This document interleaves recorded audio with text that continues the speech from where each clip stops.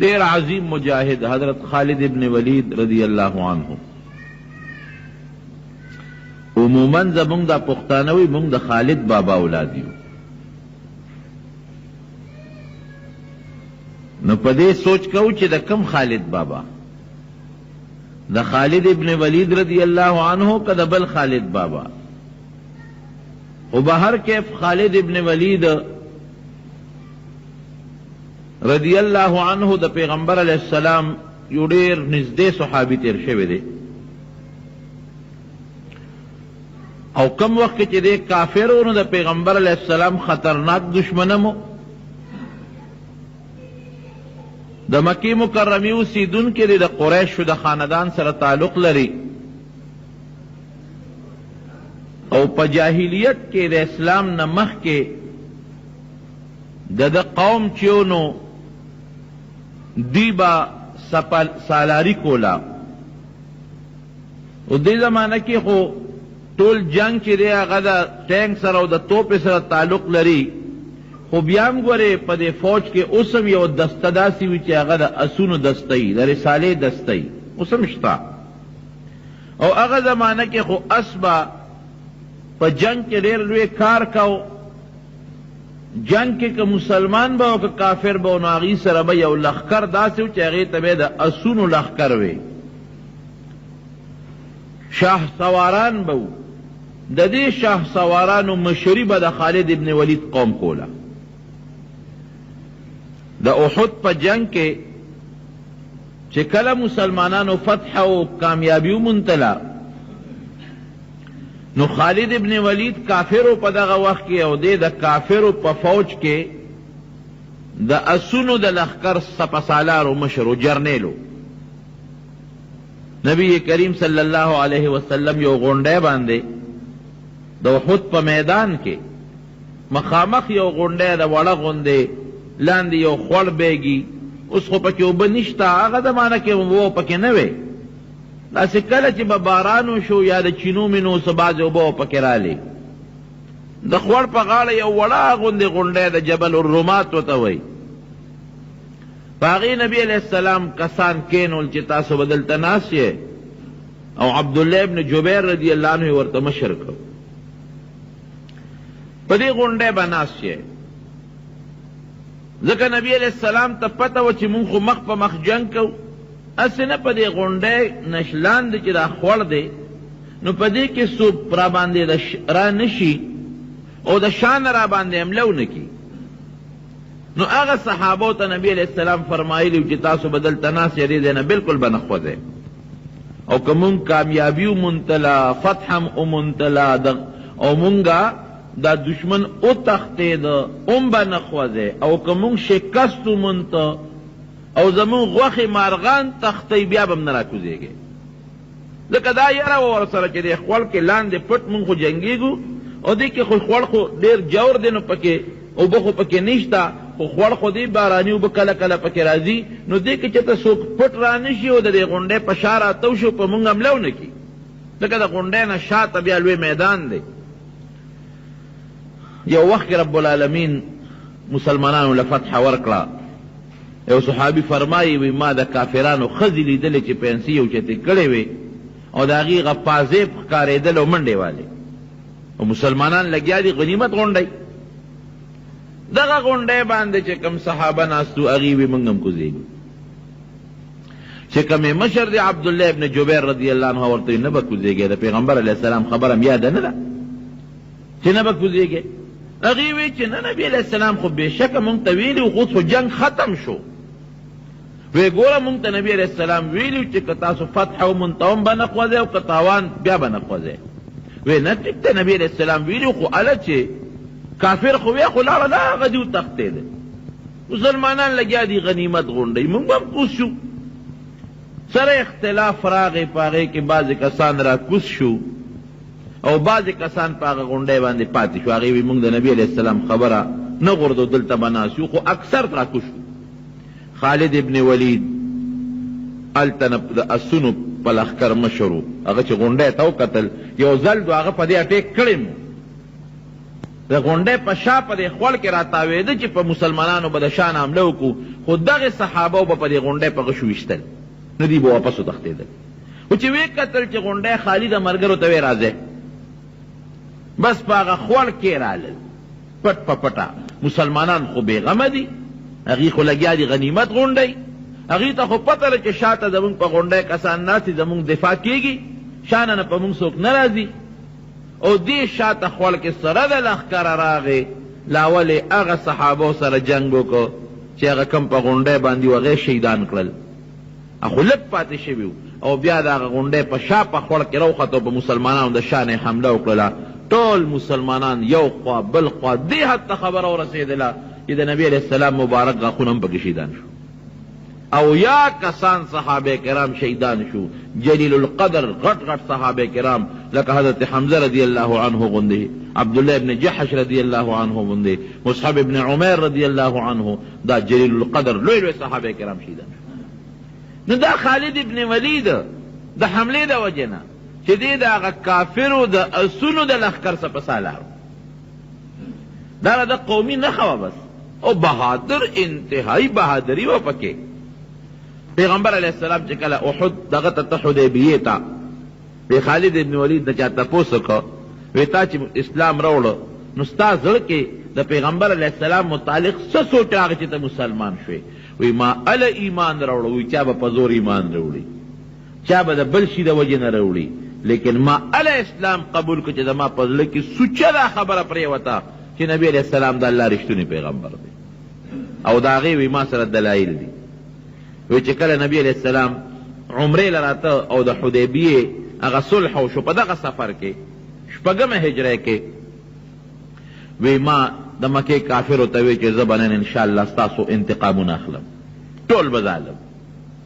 وی زه لاړم او یو لار کې کېناستم د یو ځای کې، وی ما ته پته و چې مسلمانان چې د مانځه وخت راشي دوی مونځ کوي، او چې دوی په مانځه ودرېږي د دې ټوله توجه بیا مونځ طرف ته وي. نو ملګرو ته مې وی چې د مازدیګر مونځ ته دوی ډېر په دروند نظر مسلمانان ګوري. واقعي نبی علیہ السلام فرمایي، قرآن حکیم کې الله فرمایي حافظوا علی الصلوات والصلاة الوسطى، منځونه خو ټولو کې، خو ګورې د مازدیګر مونځ چې نه پاتې نشي. دا ډېر اهم مونځ دی د مازدیګر مونځ. دا د انسان د کار وخت دی، څوک د کار نه ستړي وي، څوک په کار کې مشغول وي، نو چې دې وخت کې ته خپل کار روزګار پرېږدې او الله ته ودرېږي، نو الله پرې خوشحالي. د مازدیګر مونځ دا ډېر زیات اهمیت لري. یو حدیث کې دا هم راځي چې زمونږ او د کافرو، زمونږ او د منافقینو په منځ کې فرق د سهار مونځ دی. بل روایت کې دا راځي چې زمونږ او د منافقینو په منځ کې فرق د مازدیګر مونځ دی. نو د مازدیګر مونځ دا ډېر اهم دی. اکثر زمونږ د زمیندار ورونو نه پاتې شي، د کار وخت وي، زه یې روي ماښام مونځ چې وکړم د هغې نه پس بیا قضا وکړم، دا ګوره ډېره لویه ګناه ده، ډېره لویه ګناه ده. نو عموما د مازدیګر مونځ په خپل ټیم کول چې وختي سړی د مازدیګر مونځ کوي په خپل ټیم باندې، دا ډېر لوی فضیلت لري. بهر کیف دته پته وه چې مسلمانان خو د مازدیګر مونځ به کوي، توجه خو دې مونځ ته، نو چې په مانځه ودرېږي او دوی په رکوع په سجده شي، موږ ناګهاني حمله وپرې وکړو، ټول مسلمانان به ختم کړو. دا سونو لوی لښکر دی او مشر یې بیا خالد ابن ولید دی. وی چې موږ یو ځای کې اندازه غشتله، وی چې مې وکتل نو پیغمبر علیه السلام د مونځ طریقه بدله کړه. عصفان مقام دی، دا د مونځ طریقې بدله کړه. صلات خوف ورته وی قرآن کې الله مونږ ته ښولی دی. اوس خو ضرورت نه پیښېږي نو څوک یې نه کوي، خو ضرورت و. د هغې به یې داسې طریقه کوله چې په سفر کې عموما خلک 2 رکعته کوي د سفر مونځ، نو نیم قوم به کافر ته مخامخ ودرو، تاسو کافرو ته ودرېږئ، څوک حمله ونه کړي. نیم قوم به نبي علیه السلام ځان پسې مانځه ته ودرو. قرآن کې الله هم داسې وایي. نو چې دې نیم قوم ته پیغمبر علیه السلام 1 رکعت مونځ وکړ، نو دوی به لاړه د کافرو ته مخامخ به ودرېدل. هغه نیم چې کافرو ته به ولاړو ابه راغی، نو پیغمبر علیه السلام به هغوی ته 2 رکعت وکړو. د نبي علیه السلام به 2 رکعته پوره شو، سلام به یې وګرځو. دې قوم هم خپل 1 رکعت پوره کړ، او بیا هغه قوم چې هغه لومبی رکعت به نبی علیہ السلام سره کړو هغوی به رالل هغوی به خپل یو رکعت پوره کړ نیمو به څوکۍ کوله د دشمن او نیمو به پیغمبر علیہ السلام پسې مونځ کو دا د صلات خوف طریقه الله قرآن کې نازله کړه نبی علیہ السلام الله پوه کړ چې کافر دی ګورې په انتظار دی او که په سجده پریوتې در باندې حمله کوي په دې طریقه صحابه ته ووایي چې مونځ وکړئ ګوره مونځ دونه اهمیت لري دیو نه وي چې ورېږه مونځ قضا کې بیا به یې کوو نه مونځ کول خو پکار دی او هر یو صحابي وي چې زه ځان لمونځ نه کوم نبي علیہ السلام پسې کوم یعنې دا صرف کې دی شوه چې نیمو ته نبي علیہ السلام جمع کړې وې او نیمو ځان لمونځ کړې وې نه ځان لمونځ ثواب کم دی د جمع د مونځ ثواب زیات دی داسې ونه کړه چې تاسو به ځان لمونځ وکړئ مونږ به جمع وکړو تاسو زمونږ څوکۍ کوئ نه نیم مونځ به ما پسې تاسو وکئ بیا به څوکۍ وکئ بیا به هغه نور راشي نیم به ما پسې وکړي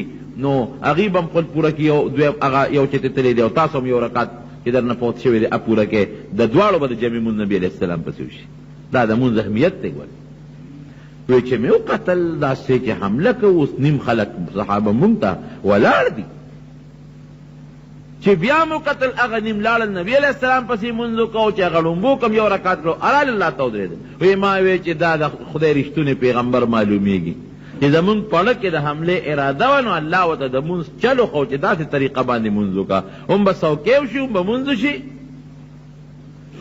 وی ملګرو ته مې چې راځئ خوند یې ونه کړ وی بل ځای یو لاره را روانه وه او په هغې لار کې د یو غونډۍ لاندې مونږ ورته کېناستو او په دې نیت و چې په صحابه ووړي و نبي علیہ السلام په دې غونډۍ بس مونږ به ناګهاني د آسونو لوی لښکر دی را سره به حمله به پرې وکړو او چې هغوی ځان جوړوي بس مونږ به بېغمه کړي وی ناست یو راننل هلکه څه چلو شو وی چې پته مو لګېدله نو پیغمبر علیہ السلام هغه لار پرېښې وه او بله لار باندې روان شوی و وی ما وی چې ګوره سمه لارې پرېښودو په بله لار معلومیږي دا چې دا رښتونی پیغمبر زموږ د دې ارادې نه الله خبر کړی دی حدیبیې ته چې ورسېده وی مونږ بیا تاویدو د خپل لښکر سره مونږ وی چې موقع ګورو حمله پې کوو وی دې کې را باندې د پیغمبر علیه السلام ناګهاني لښکر راغی ټول یې ونیولو ګیرې کړو ځان تو شو ملګرو ته مې وی چې لاس پرې مه خوځوئ که خوځوئ خو دا خو صحابه دي او د خپل پیغمبر حکم یې ځان هم وجني مونږ هم وجني نبي علیہ السلام ته پیش کړو چې ور مخامخ شو نبي علیہ السلام مبارک راته وفرمایل چې ګور یو ځل تاسو اراده وکړه ما ته الله اطلاع راکړه نو ما مونځ طریقه بدله کړه بیا تاسو اراده وکړه نو ما الله بیا اطلاع راکړه نو لار مې درته بدله کړه نو بیا روانې کوئ زه ما معاف کړی وی ټول یې مو خوشي کړو معافي کړو وی زما زړه کې دا خبره راله چیرې معلومیږي دا چې دا رښتونی پیغمبر دا دروغجن پیغمبر نه دی وی چې کله په اومه هجره کې نبی علیہ السلام عمرې له راته عمرة القضا ورته وایي دغه حدیبیې د عمرې قضا کوله وی ما وی چې یاره زه خو په مکه مکرمه کې نی سارېږم او دا مې وی چې نبی علیہ السلام مکې ته راځي او زه په مکه کې نی سارېږم هغه بغض او عناد مې و د مکې نه لاړم وتښتېدم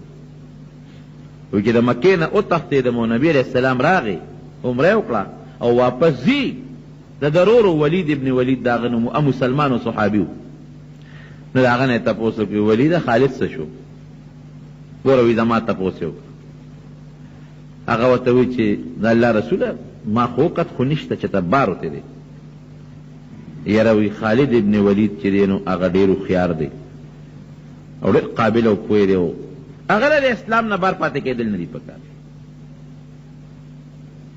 وی نبی علیہ السلام مبارک خود 3 ورځې تېرې کړې عمره وکړه مدینې منورې ته لاړ او ما ته خپل رور یو خط ولیکه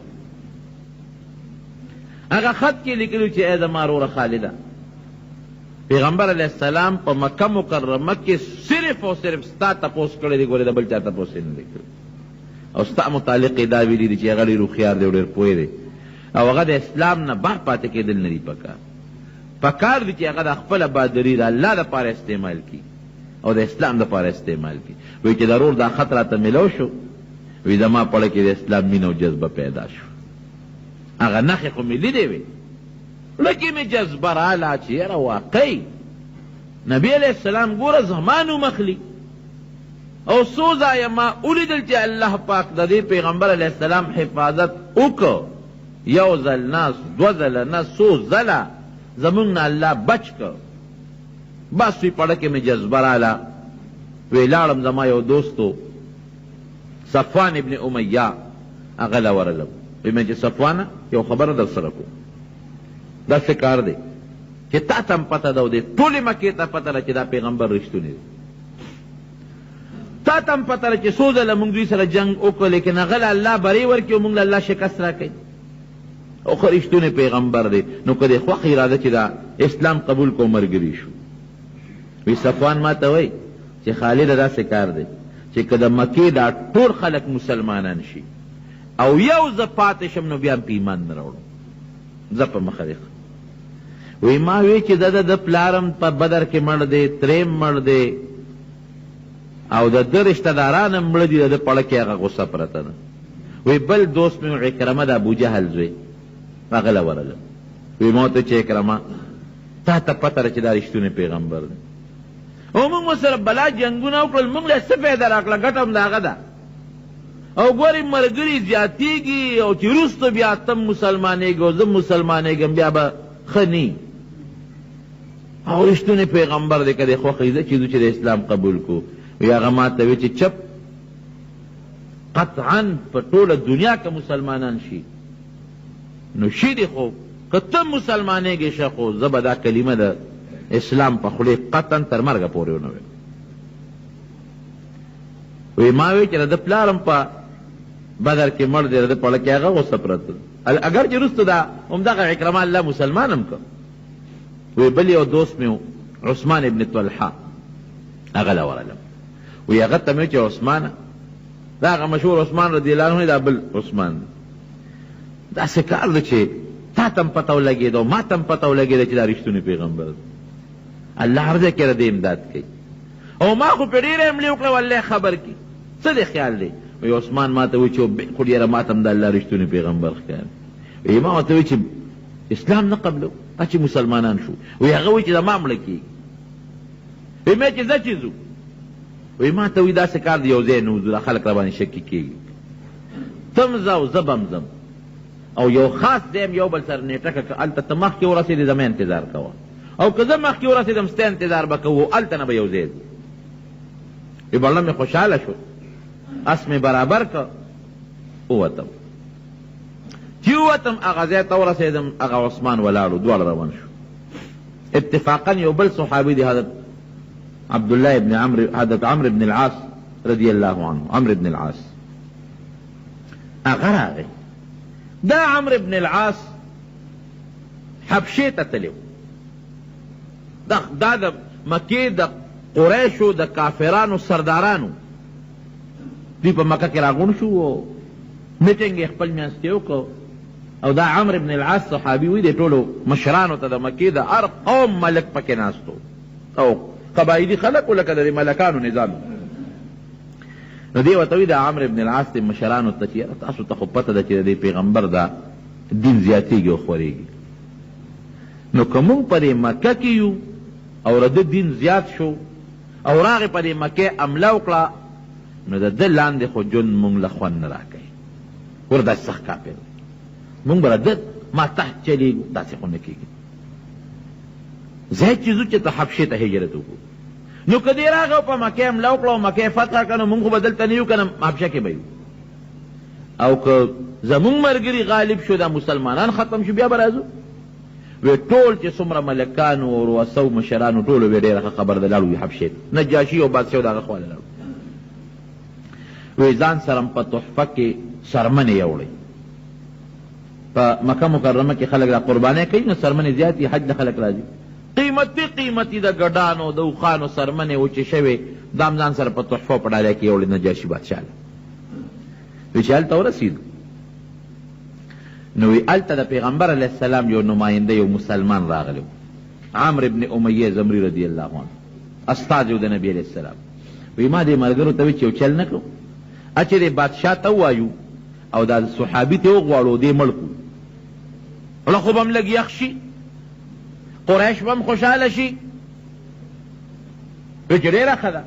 وی چې لاړو نجاشي بادشاه له نو هغه ته به خلکو سجده کوله نو ما ورته سجده وکړه نو چې پاسېدم ما ورته چې زه خو د قریشو د مکې نه راغلی یم او وی چې څه دې راوړي دي په تحفه کې مې چې صاحب ډېره قیمتي سرمنې مې راوړي دي وی ډېره ښه ده هغه سرمنې مې ورته پیش کړې وی ما ورته چې صاحب یو سوال درنه کوم وی وایه څه وی وی مې چې د یو سړی استاره دې مجلس نه ووته او زمونږ د دشمن استازی دی نو که دا سړی دې راکه او مونږ مړ که نو زمونږ به پې دا خوا یخه شي وی چې دا خبره مې وکړه نو هغه نجاشي بادشاه لاس اوچت کړ دې پوځ یې راس خلاص کړ ډېر غصه شو مخ یې تک سور شو وی ما وی چې دا بادشاه خو ډېر سخت غصه شو وی فورا مې ورته سجده وکړه وی مې چې صاحب که ما ته پته و چې ته په دې خبره خفه کېږې ما به د خولې نه ویستی او بس زه معافي غواړم وی ما ته وی نجاشي بادشاه چې ای د مکې خلکو ډېر قمقل یې هوښیار نه یې زما دې په رب قسم چې دا ستاسو دا ملګری چې دی محمد صلی الله علیه وسلم دا رښتونی پیغمبر دی دله هغه فرشته راځي چې کومه به زمونږ موسی علیه السلام له راتله او بدبختو لړ شه ایمان پې راوړی کامیابي په دې کې چې تاسو په هغه ایمان راوړی وی ما وی چې ښه وی او وی مې چې لاس را دې خوا که زه خو ستا په لاس هغه سره بیعت کوم وی لاس مې ور مخکې که او هغه نجاشي بادشاه له مې لاس ورکړه چې ما د نبي علیه السلام سره بیعت دی وی ملګري مې په ځای پرېښودل راله مکې مکرمې یا خو تلی و چې هسې نه نبي علیه السلام مکه فتح کړي نو زه به د هغه لاندې ژوند تېروم او یا الله یې اسلام په اړه کې واچو نو چې دې په لاره ته نو دا خالد ابن ولید او هغه عثمان دواړه ورسره میلو شو هلکه عمره څه کې وی رښتیا راته ویم وی څه خو به راته وایې نه وی نه امن دی وی او یاره ویله کې مې اسلام پروت دی زه خو نبي علیه السلام نه زه مسلمانېږم وی مونږ خو هم په دې اراده یو دوی واړه لاړل مدینې منورې چې مدینې شریفې ته ورسېدل نبي کریم صلی الله علیه وسلم چا خبر کړی چې د الله رسول درې واړه دا درې واړه د مکې مکرمې سردارانو را روان دي او د اسلام په نیت را روان دي د دواړو جهانو سردار مبارک ډېر زیات خوشحاله او د درور ولید هغه ولا مخې راولېږه چې شا به ورشه خالد ابن ولید وایي چې ما د مدینې منورې نه بعد ولمبل جامې مې خشته ښکلې بدلې کړې او چې را روان شو نورور مې راله مخې له راغی راته وایي چې مبارک دې شه هله شا به نبي علیه السلام هم ستاسو په انتظار جومات کې ناست دی او ډېر زیات خوشحاله دی وایي چې ما را منډه کړې وی نبی علیہ السلام مبارک راله راپاسېد قسم په الله وی هغه ورځ مې یېره نه ده په زندګۍ کې او په ژوند کې هغه ورځ زما یېره نه ده چې د دواړو جهانو سردار مبارک ودرېد په هغه خپل ځای باندې او د هغه مخ چې کوم رڼا وکړه او کومه سرخي پکې پیدا شوه او د خوشحالۍ نه په سترګو مبارکو کې اوښکې وبهېدلې مونږ یې درې واړه ځان ته رانږدې کړو لاول عمرو بن العاص اسلام قبول کو بیا ما قبول کو بیا عثمان قبول کو او مونږ له اسلام زیری راکړه او ما ورته ووې چې د الله رسوله ما خو ډېر جنګونه کړي دي او ډېر مسلمانان صحابه مې وجلي دي د دنیا مې د لاسه مړه دي ما له د الله په دربار کې بخښنه غواړه وی نبي علیه السلام مبارک لاس اوچت کړه چې یا الله دې خالد چې څومره د اسلام نه مخکې ګناهونه کړي دي او زیاتي یې کړي دي پروردګاره زه وله سفارش کوم الله ته ورته معافي نصیبه او الله ته اسلام په سچه په رښتونې پروردګاره قبول کړي هغه زما ملګری ورته وایي عمرو بن العاص چې زه به هله ایمان راوړم چې الله زما مخکې وروستو ګناهونه وبخي وی ای عمره اسلام یهدم ما کان قبله د هغې نه مخکې چې څومره ګناهونه دي کړي خو چې مسلماني دې قبوله کړه او اسلام دې راوړو ټول ګناهونه درته الله معاف کوي مسلمان شو رب العالمین مسلمان هغه ملګري راغی مکې مکرمې ته بیا دوباره او دی وایي چې بس ما یو ځل هجرت وکړو زه به د پیغمبر علیه السلام د خوا نه د مدینې منورې نه اړوخوځم نه عظیم الشان مجاهد ته جوړ شو جناب داسې مجاهد چې تقریبا 1.5 غزاګانو کې شرکت کړی دی او داسې شرکت نه په هر جهاد کې په هر جنگ کې د مسلمانانو جرنیل به لومبي جنگ یې غزوه موته کې کړی دی نبی علیہ السلام دې په جنگ کې ولېږه او مقابله د روم د بادشاه د یو والی سره وه د غسان د بادشاه سره او ډېر په زرګونو فوج و د هغه او مسلمانان 3 زره لاړل نبی علیہ السلام او فرمایل وی لومبی جنډه به زید ابن حارثه سره که دې شهید شو نو بیا به جنډه جعفر سره د علي صاحب ورو او که هغه شهید شو نو بیا به جنډه د عبدالله ابن رواحه سره او که دیم شهید شو نو چې کم صحابي جنډه اوچته کړه بس هغه سره دی. یو صحابي فرمایي چې دا خبره وکړه مې چې دا درې واړه خو شهیدان کېږي، ځکه چې نبي هم وفرمایل چې هغه شهید شو ده سره به وي، که دې شهید شو ده سره به وي، که دې شهید شو بس وی پوه شوم چې دا درې واړه خو شهیدان کېږي. اوس خولې مبارکې نه چې وختل شهیدان کېږي. جناب جنگ وی ډېر سخت ګرم شو، چې ګرم شو نو زید ابن حارثه رضی الله عنه سره جنډه وه، هغه ولګېد په توره باندې شهید شو. نو فورا حضرت جعفر ور وړاندې ورمنډه کړئ، هغه جنډه په لاس کې ونیوله. د مسلمانانو امیر چې به هغه به جنگ کې مخکې جنګېده، وی یو کافر پې را ټوپ کړو دا ښې لاس یې ولوو، دی ته پرې کړه نو ده په دې ګس لاس جنډه ونیوله. نو هغه پې په شرق ګزار وکړه، دا ګس یې ته ووو، نو په دې غیږ کې په دې خانګو کې جنډه راټینګه کړه، سپینه جنډه وه د مسلمانانو چې دا ونه غورځېږي. نو چې هغه پې غزار وکړه دی شهید کېده، نو عبدالله ابن رواحه ورمنډه کړې، جنډه هغه اوچته کړه، ځمکې ته یې پرې نه ښوده.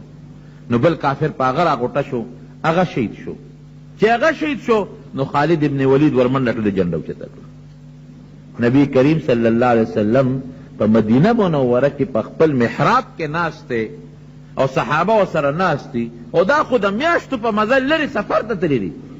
همدغه ټیم کې د دواړو جهانو سردار مبارک سترګو نه اوښکې روانې شوې. صحابه خو پوه شو چې څه چل دی، د الله رسول څه چل دی. وی ما ته الله د غزوې موتې واقع را مخکې کړه، داسې راته وښوله. صاحب څنګه دي صحابه کرام؟ نبي ته هم وفرمایل وی زید ابن حارثه شهید شو، ما ته الله وښوم. نو جنډه جعفر ونیوله، جعفر هم شهید شو. نو جنډه عبدالله ابن رواحه ونیوله، عبدالله ابن رواحه هم شهید شو. نو جنډه د الله د تورو نه یوې تورې ونیوله او د ده په لاس په رب العالمین مسلمانانو له فتح ورکوي. دا حضور پاک مبارک د الله تعالی د وحی په ذریعه او د کشف په ذریعه ټول منظر وښو. خالد ابن ولید چې جنډه لاس کې واغېسته، شپه پرې راغله. صحابه هم ډېر کمزوري شوي وو، ټول زخمیان هم وو. ده دا چل وکړه چې د فوج کې فورا ترتیب بدل کړ، چې کوم وروستو صفونه هغه یې مخکې کړل، چې کوم مخکې وو هغه یې وروستو کړل. ښي طرف والی ګس ته واړول، ګس یې وروستو واړول، فوج یې مخکې وروستو کړو. ملګرو ته ویې راځئ چې سهار وختي شو حمله وکړه. چې کافرو وکتل هغې وي چې مسلمانانو له خو نوی لښکر راغلی دی، ځکه دا چې کوم مونږ سره جنګېږي دا خو دا څومره نو دا نوی لښکر راغلی. داسې جنګ یې وکړه، داسې جنګ چې هغه د زرګاو لښکر د کافرو له شکست ورکړو، مسلمانانو ته رب العالمین فتح ورکړه. او په یو ورځ باندې خالد ابن ولید وایي چې زما په لاس کې 9 تورې ماتې شوې. داسې جنګ یې کړی، 9 تورې مې وایي په لاس کې، یو ماته شوه، بله مې وغوښته ام ماته شوه، بله مې وغوښته، 9 تورې مې په لاس کې ماتې شوې. او دونه د نبی کریم صلی الله علیه وسلم سره محبت او مینه وه چې د حضور پاک مبارک ویښته ورسره و، د سر مبارک ویښته. نو چې جنگ له بته نو هغه ویښته به په خپل پټکي کې ټوپی کې ومنډل. نو جنگ له بته وی افسوس او افسوس چې دا ویښته مبارک زما په سر پراتی، سوال نه پیدا کېږي چې ما له څوک شکست راکړي. بهادر انسان هر یو جنگ کې. حنین کې چې کله نبی علیه السلام مکه مکرمه فتح کړله او بیا لاړ حنین ته، نو دې مقدمة الجيش ورته وایي د مسلمانانو د لښکر چې کومه مخکنۍ سره د هغې کمانډر ان چیف او جرنیل و. نو هغې کې پې د غشو غزارونه وشو، داسې سخت په غشو باندې ولګېده چې ټول وجود یې زخمي زخمي شو. نبی کریم صلی الله علیه وسلم ورته تپوس ته راغی، دی پروت و په هغه بستر باندې او وجود یې زخمي و، غشو باندې لګېدلی و، وینې ترې روانې وې. حضور پاک مبارک ورته وی خالده ولې؟ وی صاحب زخمی شو. وی دې خوا که زخمونه دی. نبی علیه السلام مبارک ورته لاس په زخمونو راښ که، په هغه ساعت یې الله زخمونه جوړ کړل. پوټې درد وي زما زخم اوس نه کوي، خدای جوړ کړو. طائف جنگ کې شامل شو، هغې کې رب العالمین ورته فتح ورکړه. څومره چې د دې نه پس د نبی علیه السلام مبارک په زندګۍ کې جهادونه شوي دي، هغې کې شامل و. او بیا د حضرت ابوبکر صدیق رضی الله عنه زمانه کې، د حضرت عمر فاروق رضی الله عنه زمانه کې چې کوم جنگ به و بس جرنیل به دی، حضرت ابوبکر صدیق رضی اللہ عنہ زمانہ کې د شام گورنر شو، بیا د شام گورنر و. د حضرت عمر فاروق رضی اللہ عنہ په زمانہ کې هم د شام گورنر و. او داسې عجیب انسان و که نه، دومره بهادر و چې عمر فاروق رضی اللہ عنہ راغی ابوبکر صدیق ته وایي چې دا سړی دی گورنرۍ نه لر کړ. وی ولې؟ وی ډېر ستا خبره نه مني، خو ځان له یو فوجي جرنیل و که نه، هغه خپل بس دا یو مسله وه د ده په ذهن کې چې بس ده به خپله خوښه به یې کوله، د مسلمانانو د خلیفه خوښه به یې هم نه کوله، بس جهاد له به ته که دوی به ورته داسې مه کوه، بس په دې کې د چا نه منله. ابوبکر صدیق ورته وایي عمر ته، وی عمر ټیک ده چې خالد زما نه مني، خو یاره پرېږې د یو ډېر لوی جرنیل دی او د ده د ژوند دا ریکارډ دی، ریکارډ چې په کوم جنگ کې د شرکت کړی دی د مسلمانانو په جهاد کې، هغې جنگ شکست نه دی موندی، دی چې ته تښتېدلی نه دی او نه یې ملګري تښتېدلی دي. پرېږې ده وه یاره وایي ستا خبره نه مني که نه. نو دی ورته وایي ابوبکر صدیق وی خالد ته نبی علیہ السلام توره ویلې ده، توره او کولو توره د تیکې نه بار توره یې ورته ویلې ده. نو د هغه توره چې پیغمبر علیه السلام د تیکې نه بار راوښکې ده، عمر هغه را باندې واپس تیکې ته مه درنه کوه، بس بار ښه ده. همدغه گورنر ښه دی چې د عمر فاروق رضی الله عنه زمانه راله، د ده په دور کې هم گورنر و، خو ده به خپله خوښه کوله. نو یو ځل یو صحابي له 10,000 درهمه په انعام کې ورکړل. حضرت عمر فاروق رضی الله عنه ته اطلاع راورسېدله، نو فوراً یې ملګري راغونډ کړي، بس خالد د دې ګورنرۍ نه لر کوم. وی ولې؟ وی خیر دا 10,000 روپۍ چې ده ورکړې صحابي له ولې ورکړې؟ که دا د مسلمانانو د مال نه ورکړي نو دی هم ښه نه دي کړی، خیانت یې وکړو، او که د خپل مال نه یې ورکړي نو بیا مې اسراف کړی دی. ولې ورکوي؟ بد لر کوم او زما خبره هم نه مني، زه ورته یو څه یم دی بل څه کوي. ابو عبیده ابن جراح رضی الله عنه ته اطلاع ولېږله، وی بس تا له مې اطلاع در ولېږله، ته د شام گورنر شوې او خالد چې دی نو فوراً چې اطلاع در ورسېږي په دغه ساعت دی د گورنرۍ نه معزول کړه. نو که بل سړی وي که نه نو ممکن نه چې لا مقابلې ته ودرېدلی وي. او حضرت عمر فاروق رضی الله عنه زړه کې یو بله خبره هم وه، وی په خلکو کې دا یو پراپګنډ هم ده چې دا څومره فتح کېږي نو دا ټول د خالد د برکته کېږي. دې زه د دې ګورنرۍ نه لر کوم چې خلکو ته دا وښیمه چې دا څومره فتح کېږي، دا د مسلمانۍ د طاقت ته وجه نه کېږي، که خالد جمدي وي او که مړي دا فتح به کېږي. دا مې د الله ارمان دی. نو دې میدان جنگ کې ولاړو، میدان جنگ کې ولاړو چې ابو عبیده ابن الجراح رضی الله عنه راغی، وی زه خو عمر را لېږلی، څه حکم دی؟ وی تا چې دې صحابي دا 10,000 روپۍ ورکړي دي، دا د خپل مال ورکړی دی که د مسلمانانو؟ وی دا مې خپل ورکړی دی. نو عمر خو وایي چې د اسراف دی، اسراف دی ولې کړی دی؟ وی زما په مال او زما په پیسو ورکولو زه ښه پوهېږم، عمر پېښ او خپل مال یې پېښه، زما مال سره د عمر څه کار دی؟ یو صحابي دی ما ول خپلې پیسې ورکړي. وی ښه ما ته خو وایي چې دې د ګورنرۍ نه معزول کا، ډېره ښه خبره ده چې معزولۍ مې ډېره ښه خبره ده. نو یو خاص ټوپۍ به د ګورنر په سر وه، هغه ټوپۍ ته دې لرې کړه. وی دا ټوپۍ راکړه مال، ها دا ټوپۍ واله پټکې را واخېست سر نه یې تاو کړ. نو څه وایي؟ وی الحمدلله. هغه ګورنر چې لر شو وی الحمدلله. وی اوسه پورې جنګېدم د مسلمانانو مخکې به جنګېدم، اوس چې جنګېږم د یو سپی په حیثیت به جنګېږم، مخکې به د جرنیل په حیثیت جنګېدم، اوس به د سپی په حیثیت جنګېږم، خو جنګ نه مې څوک نه شي وښکې. بیا ډېره موده پس راغی مدینې منورې ته، چې مدینې منورې ته راغی نو د عمر فاروق رضی الله عنه سره ملاقات شو.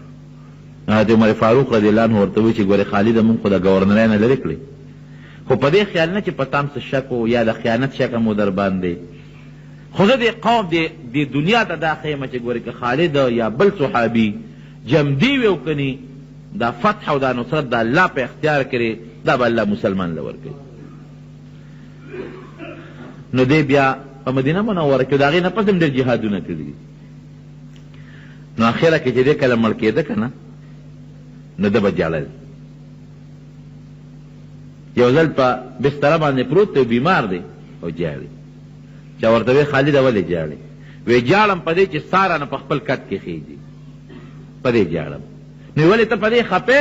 وی یو په دې خپې مفسوس دا دی چې د ما نه دا سا د جهاد په میدان کې وتې وي. ډېر جهادونه مې وکړل، واقعي 2.5 نه زیات جهادونه، لیکن خپه په دې مه چې میدان جنگ کې او د جهاد په میدان کې مې د سا د وتو نصیب نه په خپل کټ کې را نه ساخېږي.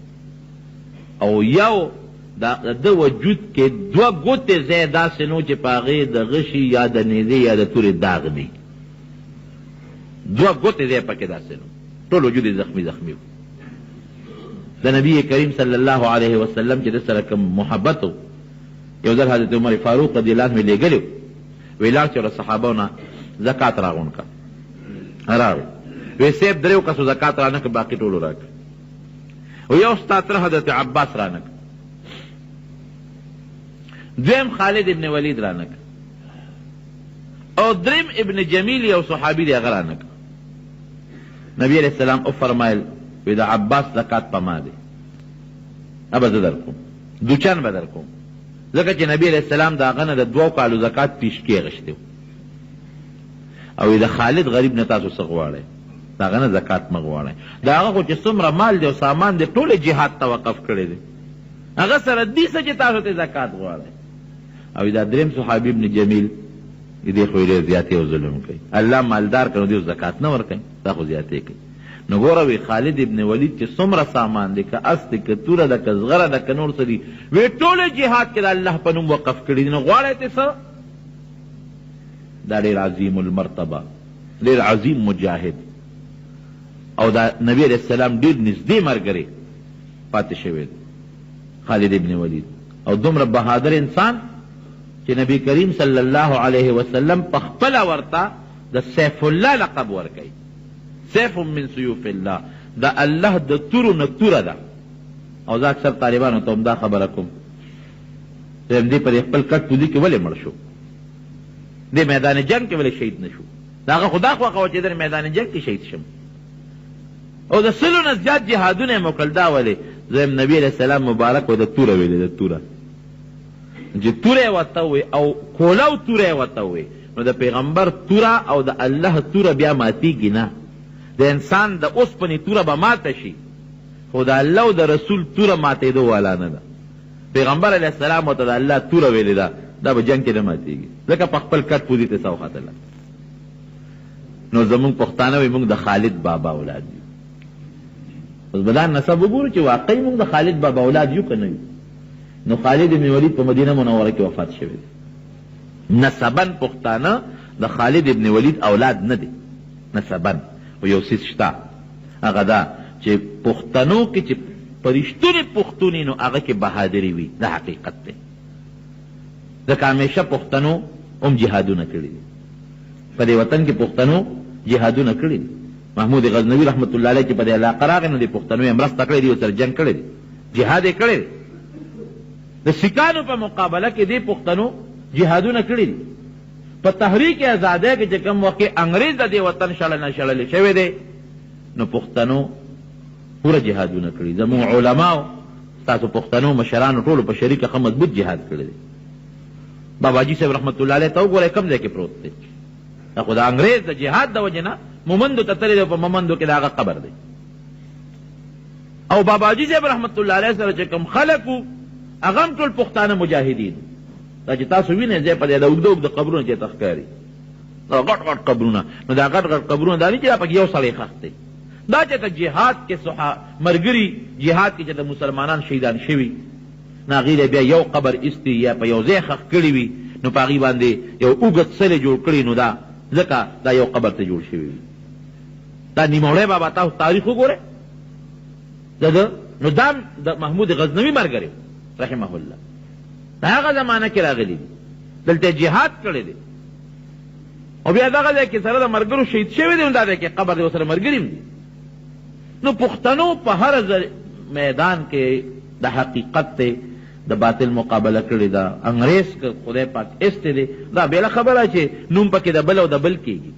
زه اکثر دا خبره کوم، وی پلانکي د پاکستان د ازادۍ تجویز پیش کو، او پلانکي پکې خوب ولید او ملک آزاد شو. مې دا جوړ په خوبونه ازادېده، په خوب ملک ازادېږي یا په سوچ وي د فلان کې سوچ پیش کړم زه خو به زرګونه سوچونه پیش کړم نو زما په سوچ خو ملک نه ازادېږي تا تپوس وکړئ زموږ مشران وګورئ شیخ الهند صاحب رحمت الله علیه مولانا حسین احمد مدنی رحمت الله علیه عبید الله سندی رحمت الله علیه دا تاریخ ته د علما وګورئ قسم په الله چې حیران بشئ یو مورخ لیکي یو انګریز مورخ وی دغه زمانه کې زه روان یم وی په هندوستان کې دلی نه روان یم وی یو اونې پورې د یو عالم وجود تړلی شوی دی شهید پروت دی دا علما به صاحبه د خنزیر او د سور په سرمن کې بند کړل او ټکونه به تیر کړل او بټو ته به د اور بټو ته د چونې بټو ته به یې غورځول د علماو او د پښتنو تاریخ ته د قربانونو ډک پروت دی نو که څوک وایي چې پښتانه د خالد بابا اولاد د نظام دا به نسبي نه دا به روحاني اولادي لکه څنګه چې هغه کې بهادري وه دارنګې پښتون خو چې سوچه مسلمان پښتوني هغه هم بیا بهادري په بهادرۍ کې تحریک ازادۍ کې د علماو شاته او درېدو کې هر مقام کې په میدان کې وتو کې الحمدلله د پښتنو یو تاریخ شته دی خدا نه چې نسبي د خالد بابا اولاد یو نه نسبي ما ته پته نه لګي که بل چاته پته لګي چاته تاریخ معلوم وي به خو روحاني موږ دا دعوه کوو موږ مسلمانان الحمدلله دا دعوه کوو ګوره څومره زموږ خلک چې عبادت کوي بدني دا ګورې بل قوم نه کوي تاسو لاړ شئ سند ته ولاړ شئ او د نورو علاقو ته لاړ شئ دا تبلیغ والا اکثر دي هغې نه تپوس وکړئ یقین وکړه چې په روژه کې هغې ودونه کوي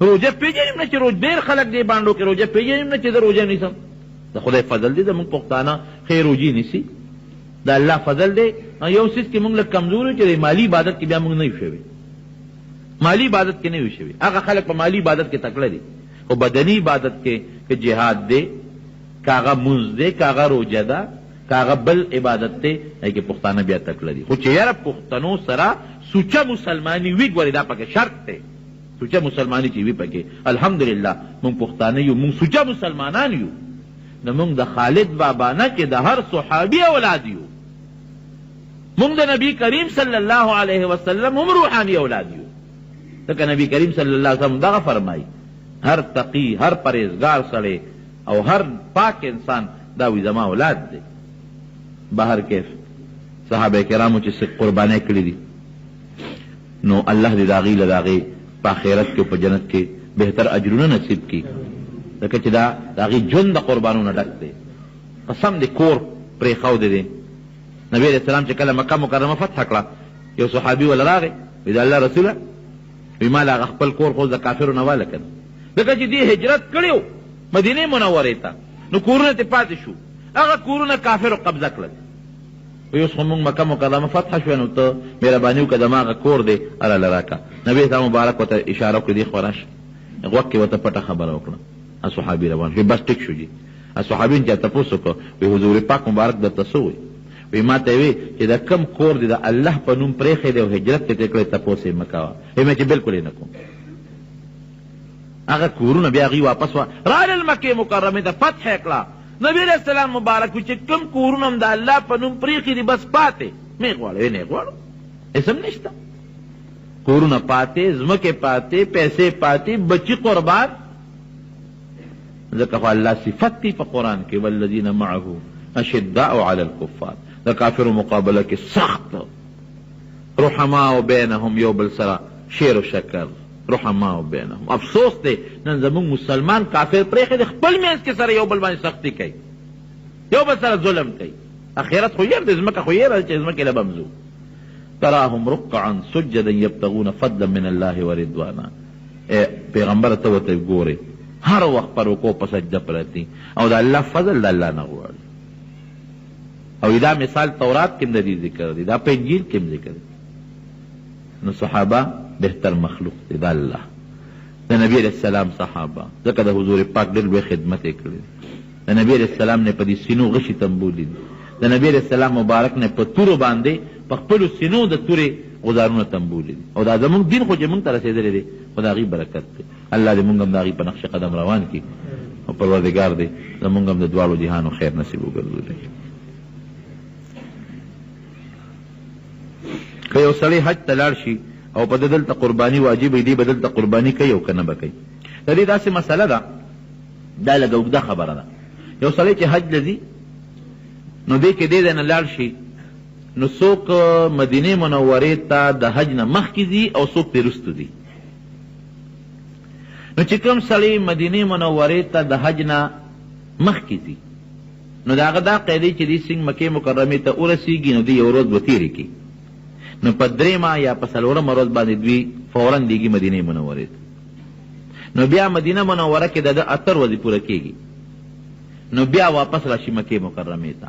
نو دې چې د دې ځای نه لاړ مکې مکرمې ته او د مکې مکرمې نه بیا لاړ مدینې منورې ته او د مدینې منورې نه واپس راشي مکې مکرمې ته، نو چې د مکې مکرمې ته د مدینې شریفې نه واپس راشي نو که د ده او د حج دروازو په منځ کې راکوټې غوندې نسخه ښیي چې کوم انسان د قیامت لویه ورځ د حساب کتاب میدان او الله ته مخامخ کېدل، الله ته پیش کېدل، دا ځان ته رامخکې کي او د دې په زړه کې یره راشي، هیبت راشي، دا د انسان دپاره لویه کامیابي ده. د قیامت ورځ او حساب کتاب او د هغې مقصد هم دا دی چې انسان په دنیا کې نیک عمل وکړي، دی په دنیا کې الله یاد کړي او د الله نه غافل نشي.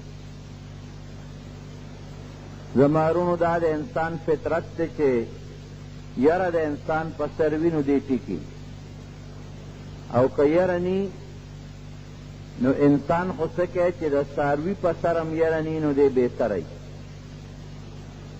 هغه څاروی چې ګوره بعضې څاروی وال کوي په هغه خپل مالک یرولی نو چې هغه مالک ورته را مخامخ شي نو د هغه نه رستو کېږي، او چې د مالک نه بغیر بل څوک ور مخامخ کي نو ښکرې ورته اړمې کي. د څاروي په زړه کې هم چې یره یې دې ټکي چې یره نی دی بې سری.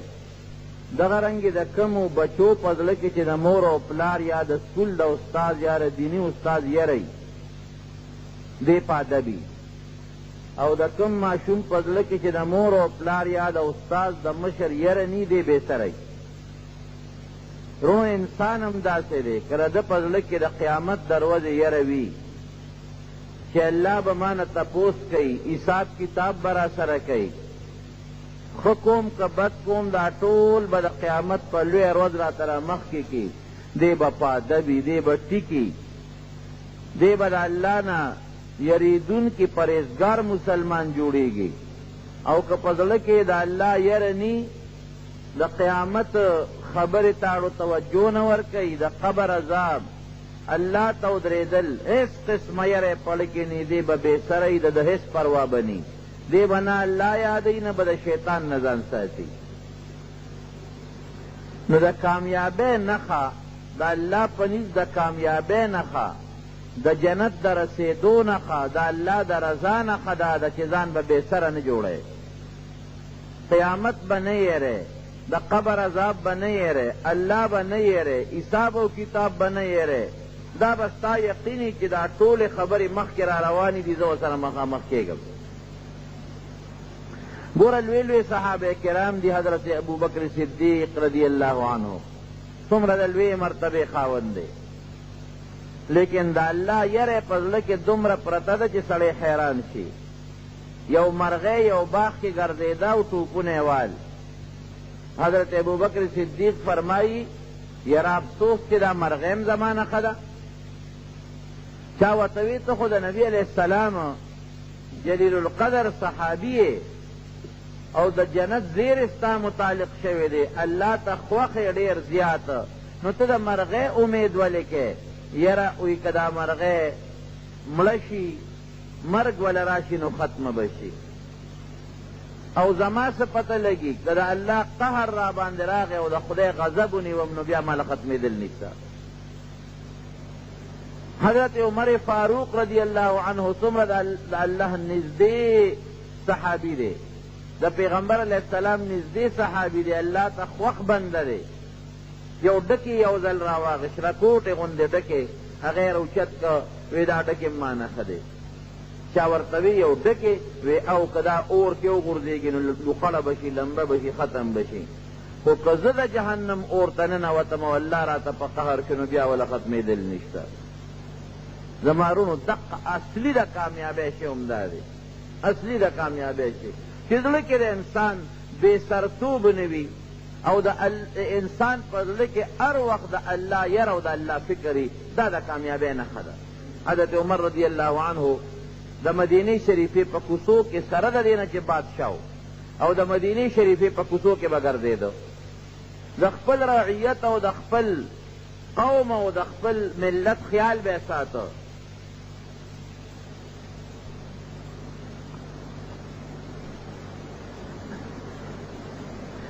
یو ځل پوره د الله یرې ته د مدینې شریفې په لاره روان دی او ګورې نیمه شپه ده نیمه شپه یو ځای کې د جړه آواز واورېده ماشومانو ژړل ملګری ورسره دی ملګري ته وایي ته راځه داسې د مدینې شریفې نه بار ځنګل علاقه ده چې ورغی هلته اوس ماشومان دي جاړې اور بلیږي یو بوډۍ ښځه ورسره ناسته ده او ماشومان دي ورسره حضرت عمر ته تپوس کوي رضی الله عنه وایي دا ماشومان ولې جاړي وایي دا وږي دي وږي وایي چې وږي دي نو دا خوراک چې تا په دې اور باندې ښودی دی نو دا وله زر ورکه که نه وایي په دې کې خو خوراک نشته وایي د کټوۍ کې د سا چولي دي وایي اوبه دي او کاڼي دي پکې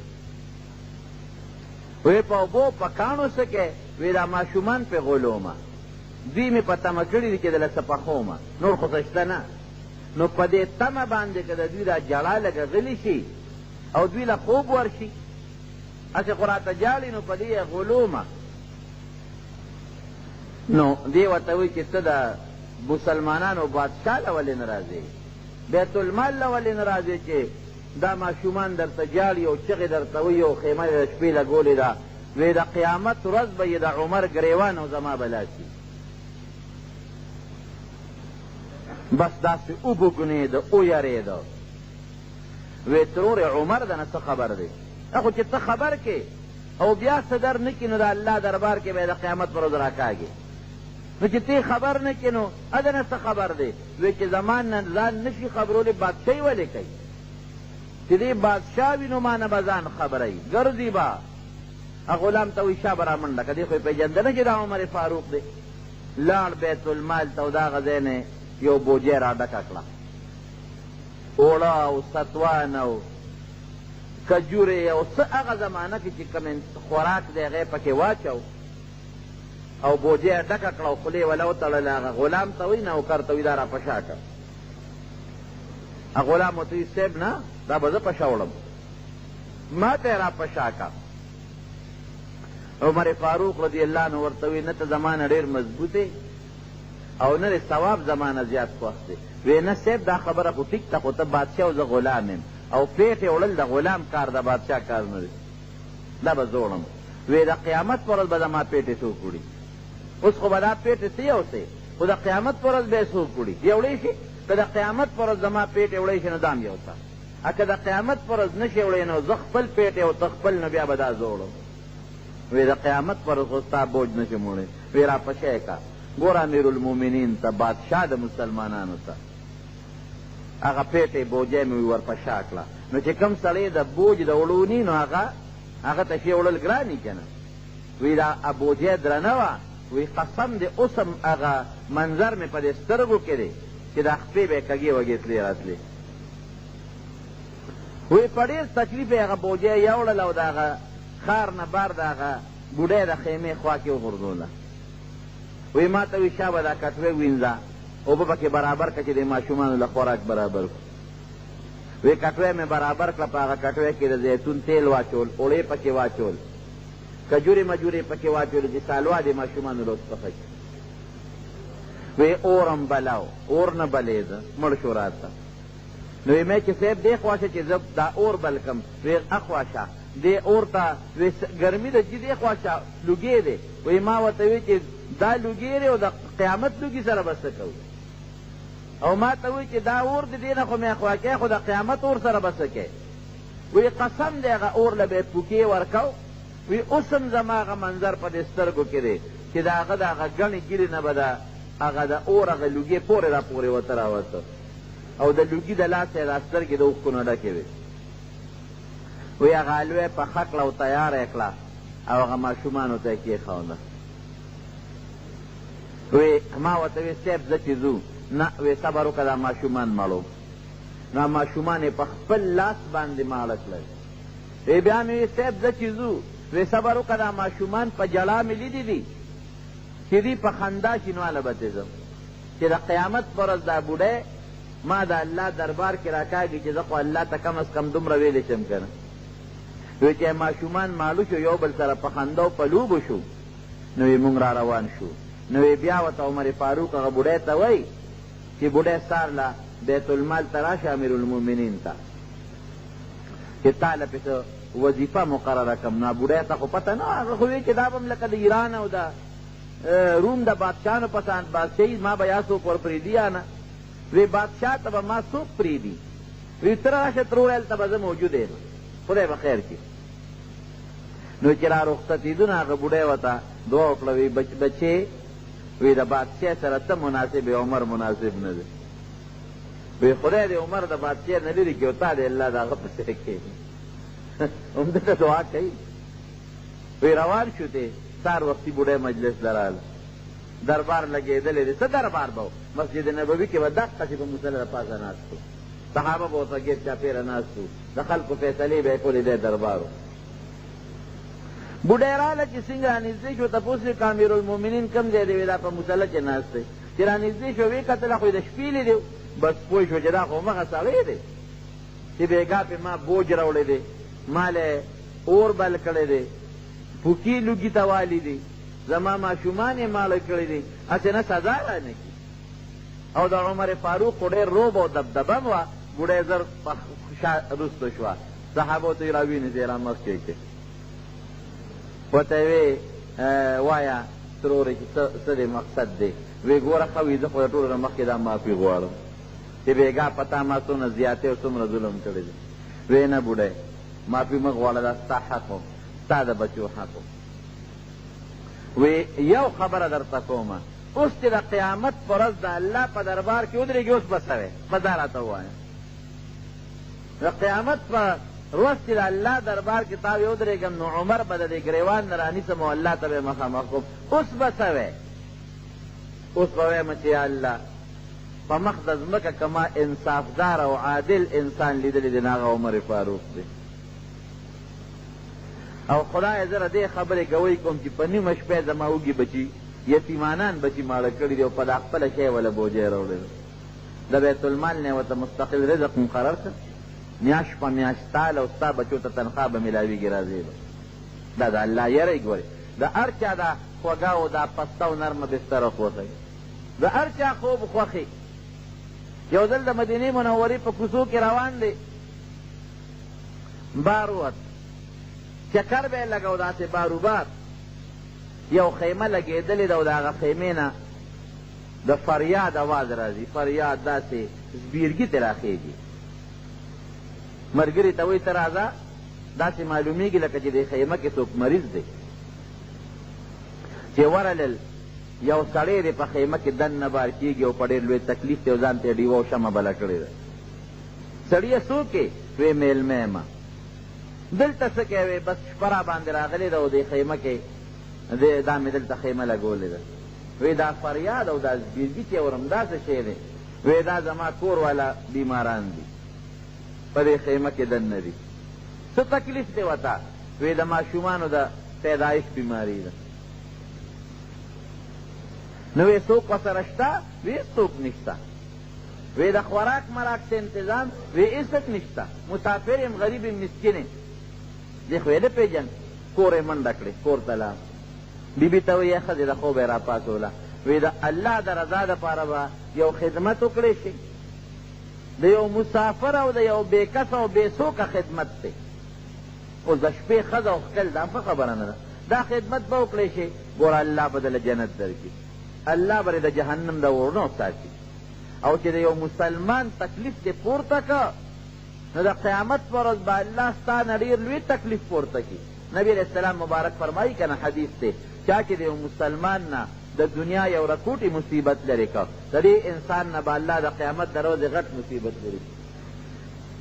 نو بیبي ورته وایي امیرالمؤمنین چپ څه شوي دی؟ چا به وایه د آخرت د ثواب او د الله د رضا کار دی، ته ما ته حدیث بیانې او منتونه راته کې، چل څه شوی دی زر راته وایه.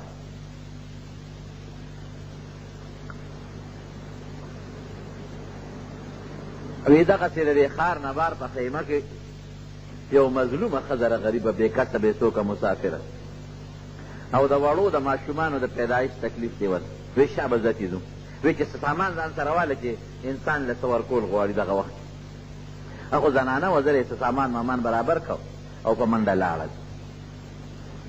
چې څنګه لاړل خیمې ته ورورسېدل، ګوره د بادشاه ښځه ده او د کم بادشاه د امیرالمؤمنین عمر فاروق رضی الله عنه بیبي ده او د دایي خدمت ته یې یعنې دغه ځای کې ډېرې نورې ښځې به وې چې هغې ته یې ویلې وې چې یو ښځه هله شا به راله راپاڅوه چې بویه ځو ویلېږو نه، د خپلې ښځې نه د دایي خدمت اخیستل او چې د مسلمانانو بادشاه وي.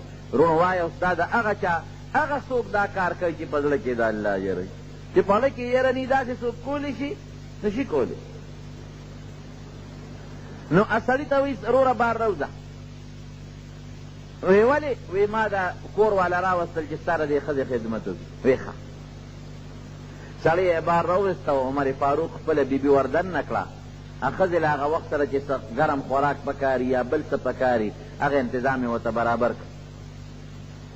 او عمر د هغه سړي سره بار ناست په خبرو اترو دي، دې کې د هغه ښځې له الله ماشوم ورکړه هلک.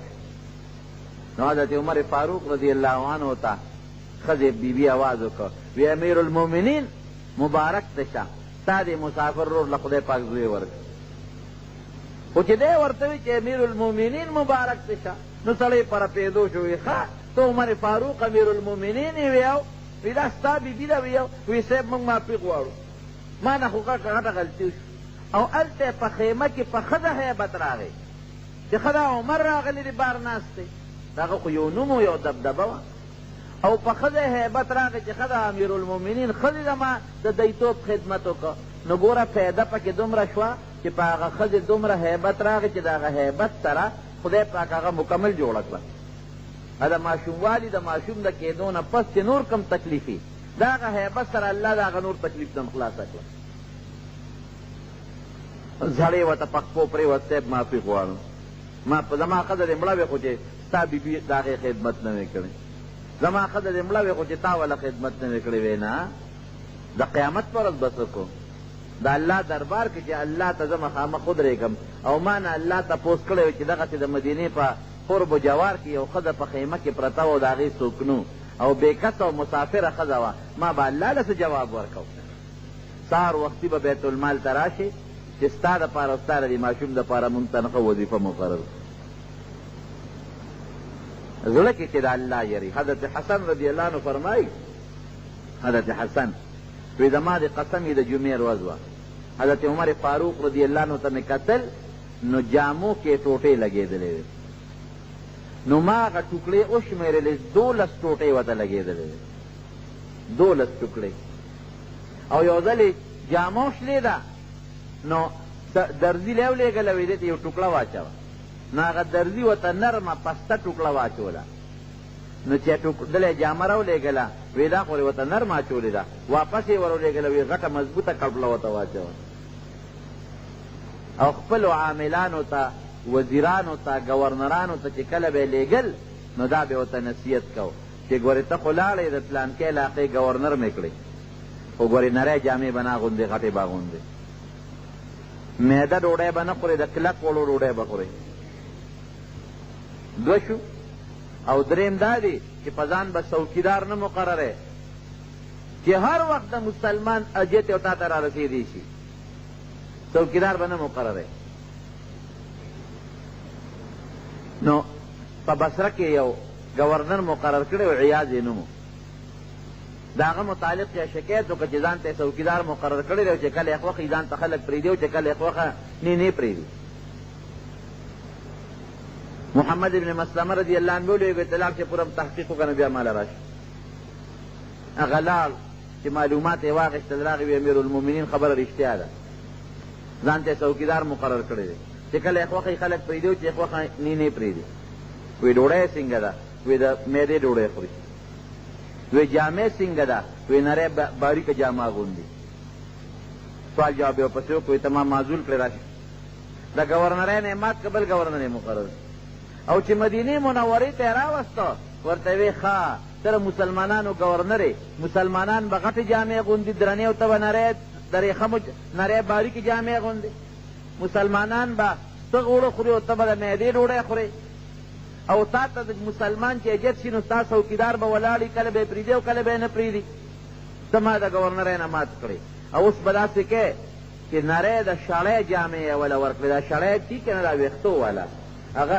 سړی ګرۍ ځکه هغه خو د ویښتو وي که نه 2 څادره یې ورکړې دا واغونده را خپلې جامې دې لرې کړه او ګډه چیله یې وله ورکړه او کونټه یې ورکړه وی لاړ شه صحرا ته او دا ګډه چیله سره وه چې یو میاشت په سترګو نه وینم چې د وجود نه دا کبر وباسم ته به د قیامت پر ورځ الله له څه جواب ورکړې او عمر به خدای له د قیامت پر ورځ څه جواب ورکړي چې د بصرې والي یې هغه سړی مقرر کړی دی چې د قوم جامه یو شان وره د بل شان ده د قوم ډوډۍ یو شان وره د بل شان ده او ځان ته څوکیدار مقرروي نو په خپله 12 ټوکړې به په جامه کې حضرت حسن رضی الله عنه فرمایي ما وشمېرلې 12 ټوکړې ورته لګېدلې او ټوله شپه به د الله تعالی عبادت کو ټوله شپه جړل دی او چې کله به پېشمني شو نو بیبي او د کور خاوندان به یې پاڅول وامر اهلک بالصلاة واصطبر علیها دا آیاتونه به یې لوستل او ټول به یې پاڅولي پاڅېږه تهجد وخت دی چې تهجد وکړې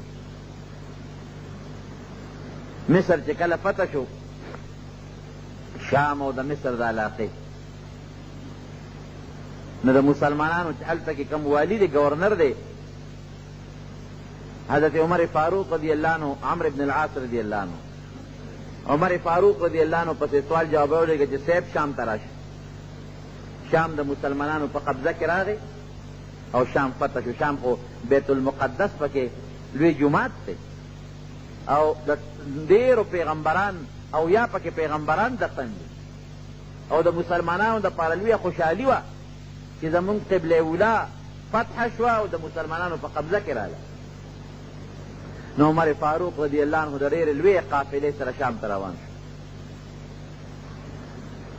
په لاره ځي مزل زیات دی او اوښان کم دي وی 2 کسان په یو اوښ باندې سواره شئ 2 کسان او نمبر به پې سورلي کوئ مثلا 2 میله په یو سوري بل به ښکته رواني چې اوښ هم ستړي نه شي بیا په 2 میله بل سوري بل به مهار نیولي په لاره به رواني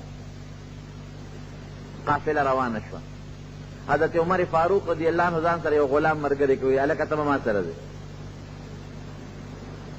نو چې په لاره څنګه عمر نمبر راځي او کوزیږي غلام ورته امیر المؤمنین څه کې وی بس اوس ته سورېږه او پړی به زه نیسم وی صاحب ما شرمې ما بېعزته کېده خلک به څه وایي زه ستا غلام یم ستا نوکر او خادم یم نو صاحب تاسو به بره ناست یې او اوښ به زه چلو زه به د اوښ پړی به ما نیولي وی نه ته مسلمان نه ته انسان نه څه زه ستړی ته ستړی کېږې زه ستړی کېږم ته نه ستړی کېږې څه غلام ورسره په جګړه دی وی نه دلته خو ټیک ده چې زه امیرالمؤمنین یم خو د قیامت پر ورځ به زه امیرالمؤمنین بیا ګورې نه یم دلته د مسلمانانو بادشاه یم او د قیامت په لوی میدان کې بیا به زه د مسلمانانو بادشاه نه یم الله له به څه جواب ورکوم هغسې چې څومره مزل به عمر په اوښ که او پړی به هغه غلام نیولی و هغومره مزل به بیا غلام یې بره په اوښ باندې به سور کړ او پړی به عمر فاروق نیولی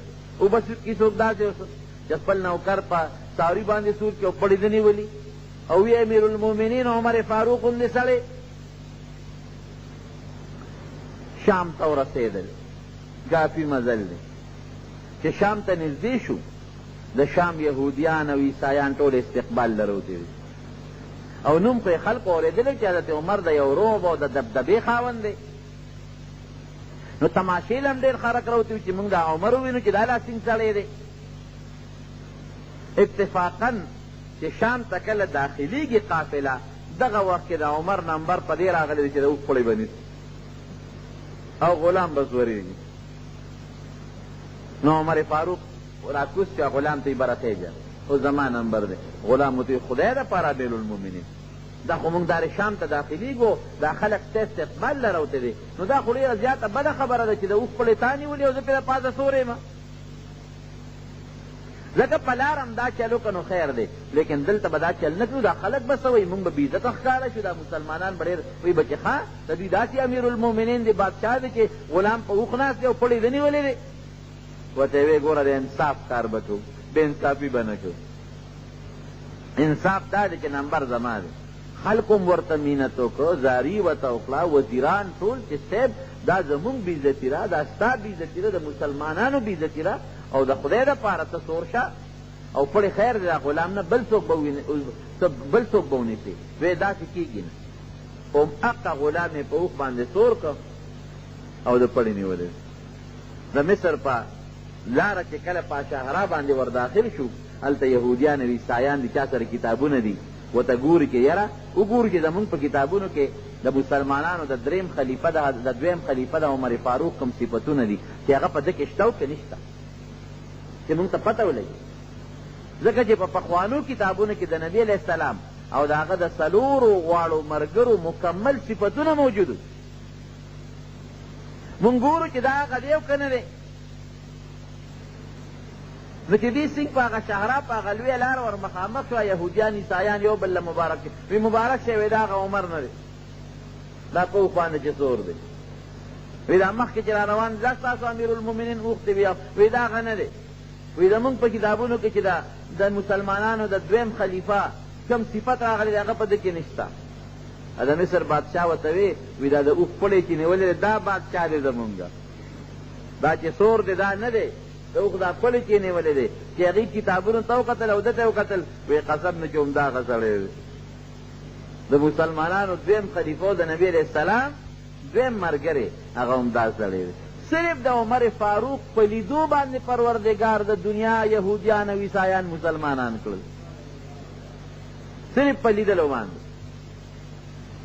بیا چې کله مصر ته ننوت د شام ته سهار له د جمعې ورځ ده او په بیت المقدس کې به عمر فاروق د جمعې تقریر کوي خطبه ووایي.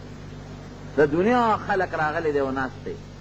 د مصر چې کوم ګورنر دی هغه وله جامې راوړې خشته مزېدارې ښکلې.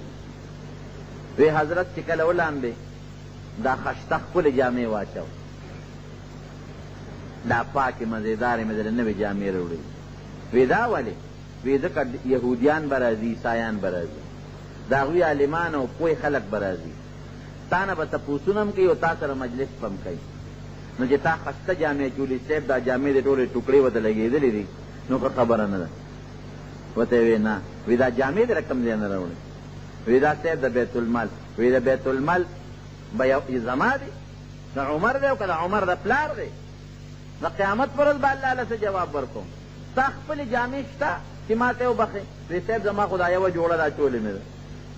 وی د بیت المال مال به ماله نه راوړې زه یو ستا.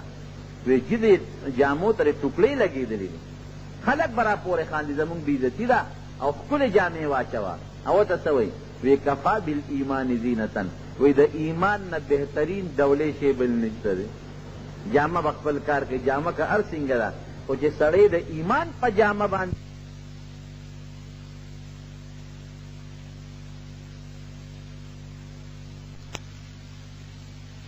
په غسلخانه کې ووینځلې نورې جامې نشته. نو چې هغې ځان له صفا کړې او په غسلخانه کې نچوڼ کړې او لږې یو فوټې اوچماتې شوې وی چولې بار راووته. د جمعې مانځله بیت المقدس ته لاړ په منبر کېناست. یهودیان او عیسایان د دنیا د عیسایانو راهبان او د علماو دا راغلي دی ورته ناست.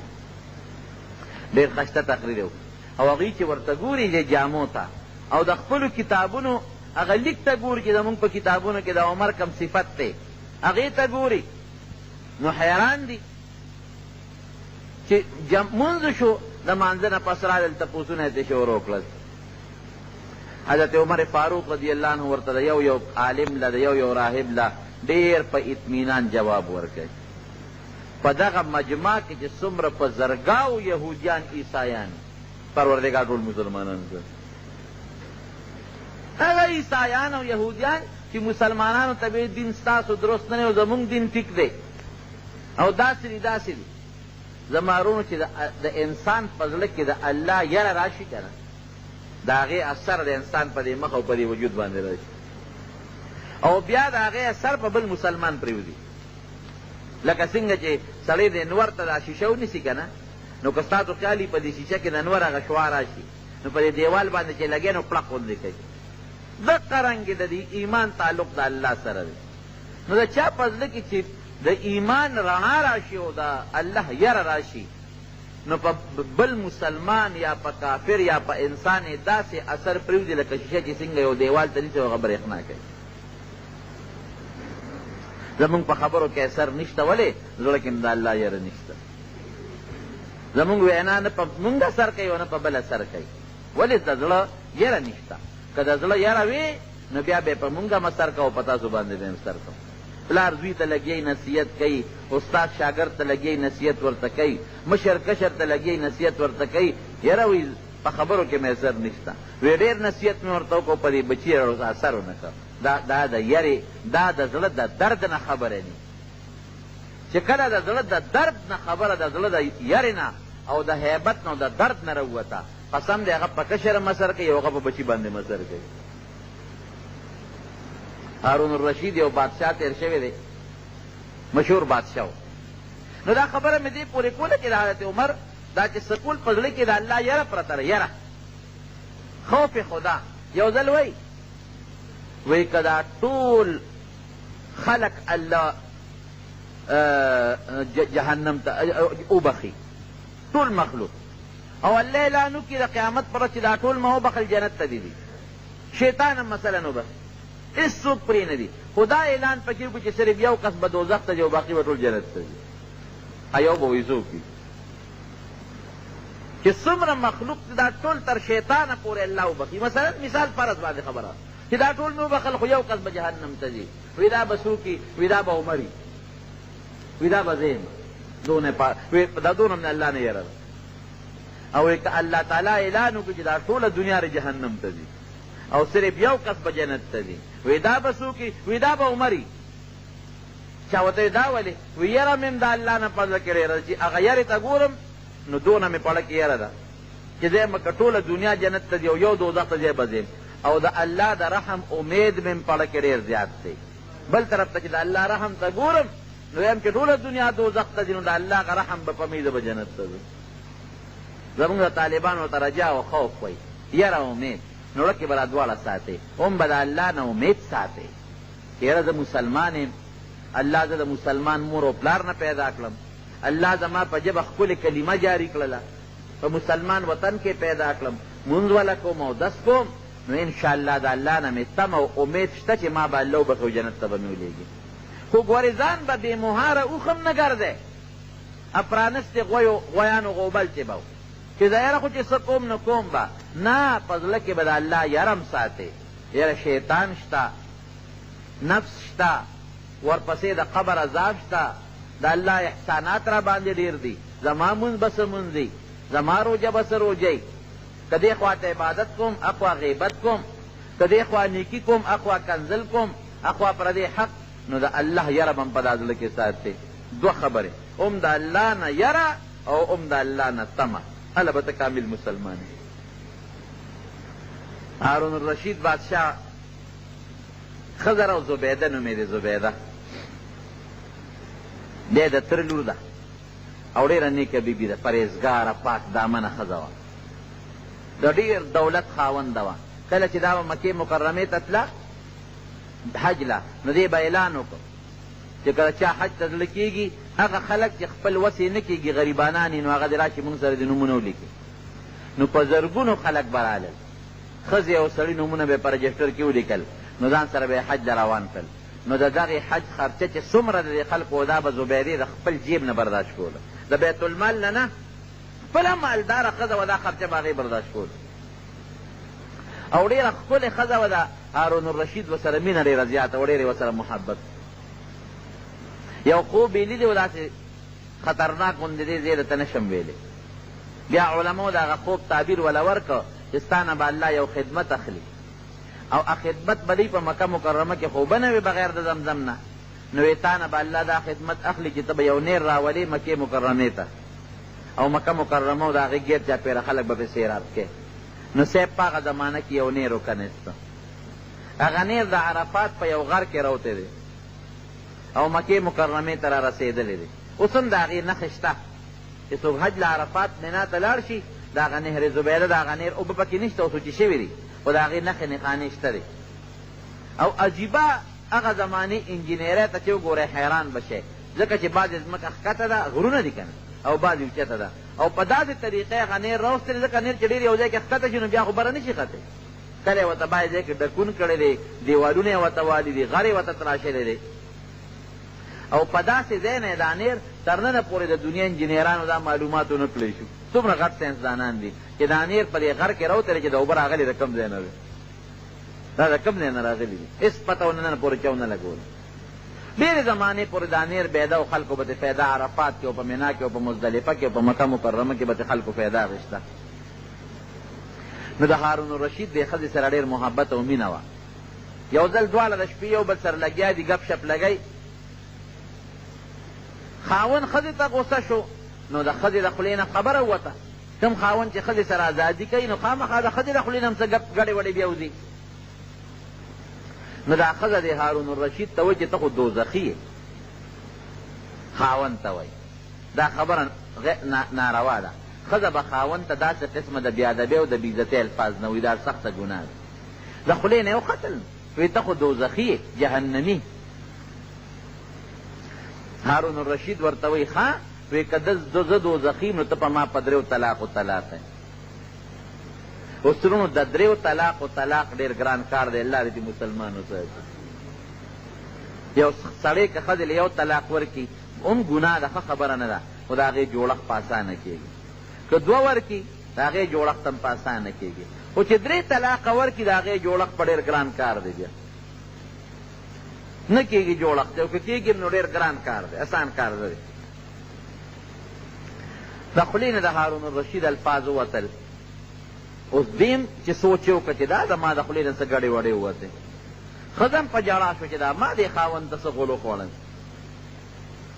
شپه د سهار وختي علما راوغوښتل هارون الرشید ته تپوس چې د دې مسلې حل راته ووایه. ما ته ښځې وې دوزخي، ما ورته وې که زه دوزخي یم نو ته په ما په دریو طلاقو طلاق یې. دې ته معلق طلاق وایي. څه مطلب؟ که دا پته ولګي چې هارون الرشید دوزخي دی ښځه به طلاقه شي، او که دا پته ولګېده چې دې دوزخي نه دی جنتي دی نو بیا ښځه نه طلاقېږي. نو مولیان ورته وایي چې صاحب دا خو داسې مسله ده چې موږ له هم جواب نه راځي. موږ ته څه پته لګي چې ته دوزخي او که ته جنتي.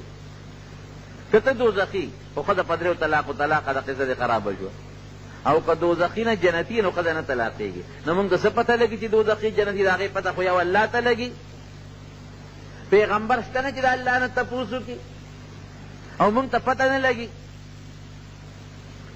ښځه جدا شوه د خاوند نه، ځکه څه پته لګي چې دې دوزخي دی او ښځه طلاقه نه.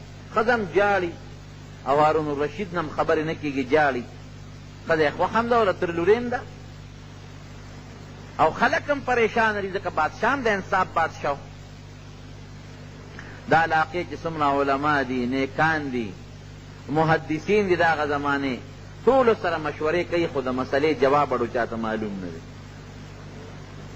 امام شافعي رحمت الله علیه چې دا کوم د مذهب او د فقه لوی امام دی، دغه وخت کې ماشوم و چې دا موږ د چڼې وایو، د 1214 کالو. الله وله پویه ورکړې وه، لوی علم الله ورکړی. په لاره روان و، تپوس یې وکړو یاره دا خلک پریشانه دي چې څه چل دی. وی دا زمونږ بادشاه هارون الرشید په یو مسله کې ګیر شوی دی او د هغه مسلې حل چا سره نشته، جواب چا سره نشته. وی څه مسله ده؟ وی ښځې ورته وی دوزخي. ده وی که زه دوزخي یم نو ته په ما په دریو طلاقو طلاق یې. اوس دا پته نه لګي چې هارون الرشید دوزخي دی که جنتي دی. که دوزخي خو ښځه به طلاقه یې او که نه نو ښځه به نی طلاقه. وی د دې مسلې جواب خو ما سره شته. امام شافعي صاحب خلکو بادشاه تعالی وی صاحب یو رکوټ طالب دی، محمد ابن ادریس ته د نوم و. نوم محمد او د پلار نوم ادریس شافی. هغه سره جواب شته ویری ولی دی ولا مجلس ته بوت. هارون الرشید په تخت ناست دی، وزیران ناست دي، قاضیان او وزیران او قاضیان یې څوک دي؟ لوی لوی امام ابو یوسف رحمت الله علیه غوندې خلک ناست دي، دا نیکان او صالحان خلک یې قاضیان علما. دی ورته مخامخ خو دی طالب دی، مولانا صاحب طالب صاحب زما را دې مسلې جواب د سره شته؟ وی او صاحب بالکل شته. ټول مجلس کې وزیران او ګڼه ناست ده. وی ښه وایه که نه؟ وی نه صاحب داسې نه کېږي. وی ته به د دې تخت نه راکوشي او زه به دې تخت ته وخېږم، ته به دلته ودرېږې، ښځه به دې راولې به م ودرې، د مسله به راته بیان کې، زه به جواب درکم، بیا ته پیشه او تخت دې پیشه. وی دا خلق ورته وی داسې کې؟ وی نه، وی دا خو د علم سپکاوی دی چې دی بره ناست دی او زه ورته ولاړ یم او دې ما نه د مسلې تپوس کوي. ګوره د دین قدر مونږ خلکو کې نشته. مونږ د علماو څه قدر کوو؟ مونږ د طالبانو څه قدر وکړو؟ په لاره به ملا رواني، اکثر به اودس مات کړي، مونږ به یې تپوس وکړو استاد کوی کې چرګه پروت دی څو بورقې ته وباسي. صبر وکړه چې دی خو لږ یو بوټی ځان فارغ کړي، بیا به دې تپوس وکړي. دین د دین عزت پکې، د دین مسله دا د قرآن یا د سنت نه به تا ته امام د هغې جواب درکوي، د هغې به تم قدر کوي، امام به هم قدر کوي. که مونږ د دین د قرآن او د سنت او د هغې د مسلو قدر وکړو، مونږ به په خپله عزتمن یو. او که مونږ د هغې قدر ونه کړو، مونږ به بې عزته یو. ګوره نه مونږ د ګیرې قدر کوو، که یو سړی غلا وکړي نو مونږ ګیرې ته نسبت کوو. ته لا شیخې نه لکه د اغلا خو یې دې ګیرې نه را کړې، دا خو یې لاسونو کړې ده. که سړی معمولي غوندې په سیکل چا سره ډغره ووایي او ته لا شیخې، نو دا بریکونه یې په دا ګیره کې لګېدلي دي چې ته ورته وایې چې شیخې. بریک خو یې لاس کې دی. ګوره دا زمونږ د شیطان هغه اثر دی چې مونږ ته ګیرې ته نسبت کوو، پټکي ته نسبت کوو، ګیرې ته نسبت کوو. علم ته لا مولی، ته لا طالبې، ته لا سپین ګیرې، نو دا ارواني دې ګیرې وکړه، او که د ارواني دې پټکي وکړه، او که د ارواني دې علم وکړه. مونږ ته دین سپک ښکاري ځکه مونږ سپک یو. مونږ په بچو سپک یو، مونږ په کشرانو سپک یو. ولې؟ مونږ د دین قدر نه کوو. که مونږ د خپل مشر د ګیرې، دا ګیره او پټکي دا خو سنت څیزونه دي، نو که مونږ د پیغمبر د دې سنتو قدر وکړو، د ګیرې، د پټکي، د مشر، د پلار، د استاد، د عالم، د طالب، د جومات، د مصلې، قسم په خدای چې تاسو مونږ به عزتمن یو. بیا خو مونږ کې د عزت نشته، نو مونږ هم بې عزته یو. نو وی دا د دین سپکاوی دی چې زه لاندې ولاړ یم او دی په تخت سور دی او ما نه د مسلې تپوس کوي. دی به راکوشي، زه به په تخت کښېنم، د مسلې تپوس به وکړي، زه به جواب ورکړم. بیا دی پیش او خپل تخت دی پیش او بادشاه یې پیش.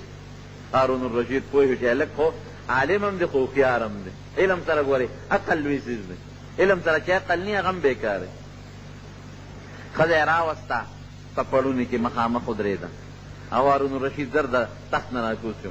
امام شافعي صاحب رکوټ طالب د په تخت د پاسه کېناست. چې کېناست لوی وزیران او علما قاضیان ناست دي. وی وایه مسله دی. وی صاحب دې ښځې ما ته وی ته دوزخي. ما ورته وی که زه دوزخي یم نو ته په ما په دریو طلاقو طلاق یې. امام شافعي صاحب ښځې نه تپوس وکړو، وی دا خاوند چې دی څه وایي دا ټیک وایي بیبي؟ وی او صاحب بالکل ټیک وایي. اوس راته ووایه چې زه دوزخي یم او که جنتي یم چې ښځه طلاقه ده او که نه ده. امام شافعي صاحب ورته وایي هارون الرشید بادشاه له اول خو درنه یو تپوس کوم. وی ستا په زړه کې د خدای یره چېته راځي؟ د الله د یرې نه ته چېته جاړې؟ الله اکبر. او ورته وی صاحب هره شپه، وی دا خبرې خو پټې دي، خو هره شپه د الله ته جاړم، او داسې جاړم په سلګو چې خدای لوی رعیت ترې راکړی دی، او د قیامت پر ورځ به ته ما نه زما د دې قوم تپوس کوې، زه به تاله څه جواب درکړم. یا خدای چا سره ظلم ونه کړم، یا خدای څوک د لوږې مړه نه شي، یا خدای څوک نار مړه نه شي، یا خدای څوک ښځه بې پردې نه شي، خدای څوک په چا زیاتي ونه کړي. دا تپوس خو به ته مانه د قیامت پر ورځ کې الله تعالی به څه جواب درکړو؟ وی ټوله شپه تر پېشمني پورې خدای ته جاړم. وی ښه؟ وی او وی دا ښځه نه طلاق، زه بوزر ستا ښځه هغه ځای نه پې علماو راودانګل، هلکه طالبه دا مسله ده کوم ځای نه راوویسته؟ د خدای نه جاړې او جاړم او ښځه نه طلاقه. یو بالکل د قرآن شریف د دې آیات نه مې راوویستا ولمن خاف مقام ربه جنتان. الله وایي چې د چا په زړه کې د الله یره راشي دا جنتي دی. الله به له په جنت کې برق برق باغونه ورکوي. نو دې هره شپه الله ته جاړي په زړه کې د الله یره پرته ده. نو چې په زړه کې د الله یره پرته ده خو جنتي شو که نه؟ زه نه وایم الله وایي د خدای کتاب وایي. نو چې دې جنتي ده خو وایي که زه دوزخي یم نو خدای په ما طلاقوي. مونږ ته خو د جنت او دوزخ پته به ردې نه لګي. لکه ګوره لوګي چې کوم ځای کې وي نو تا ته پته لګي چې لاندې اور دی. داسې ده که نه ده؟ لوګي خو بغیر د اور نه نی. تا چې یو ځای کې وي نو ته به دا یا انور دی او یا دا اور دی. یخوالی چې کوم ځای کې وي ته به چې دا واوره ده. د دې نه مو پته لګي.